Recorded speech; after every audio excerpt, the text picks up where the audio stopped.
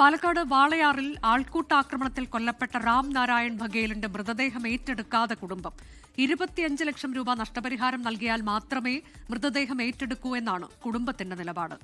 Palakkad RTO കുടുംബവുമായി ചർച്ച നടത്തും. പ്രതികളുടെ രാഷ്ട്രീയ പശ്ചാത്തലം അറിയാവുന്നതുകൊണ്ടാണ് പോലീസ് ശക്തമായ നടപടിയെടുക്കാത്തതെന്ന് കോൺഗ്രസ് ആരോപിച്ചു.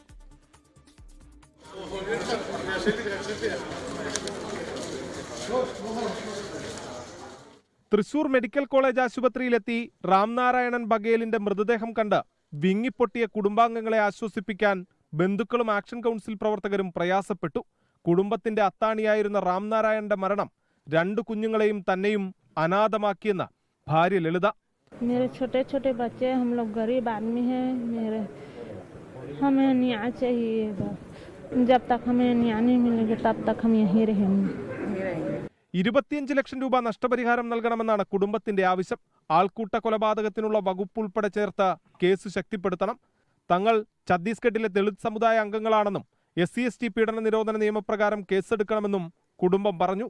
अभी मेरी डिसीजन यही है कि जो मॉब लिंचिंग की केस है वो एड हो उस पे, और SIT टीम गठित हो, उचित जांच हो, और इनको जो है 25 लाख रुपए की जो है मुआवजा राशि मिले. രാംനാരായൺ ബഘേലിന്റെ ശരീരത്തിൽ അടിയേൽക്കാത്ത സ്ഥലങ്ങളില്ലെന്ന് police surgeon doctor TS Hitesh Shankar പറഞ്ഞു. അത് വളരെ ബ്രൂട്ടലായ ഒരു മർഡറായി പോയി. ബോഡി മൊത്തം അടിച്ച പരിക്കുകളുണ്ടായിരുന്നു. പരിക്കില്ലാത്ത ഭാഗങ്ങൾ ഇല്ല എന്ന് തന്നെ പറയാം. ഈ അടി ഒരാളെ ശരീരത്തിൽ ഇത്രയധികം മർദ്ദനമേൽക്കുമ്പോൾ രക്തസ്രാവം ഉണ്ടാവും.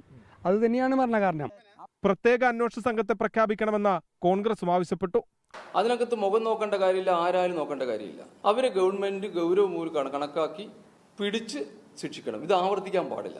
ആൾക്കൂട്ടമർദ്ദനത്തിൽ സ്ത്രീകൾക്കും പങ്കുണ്ടെന്ന നിലപാടിലാണ് പോലീസ്.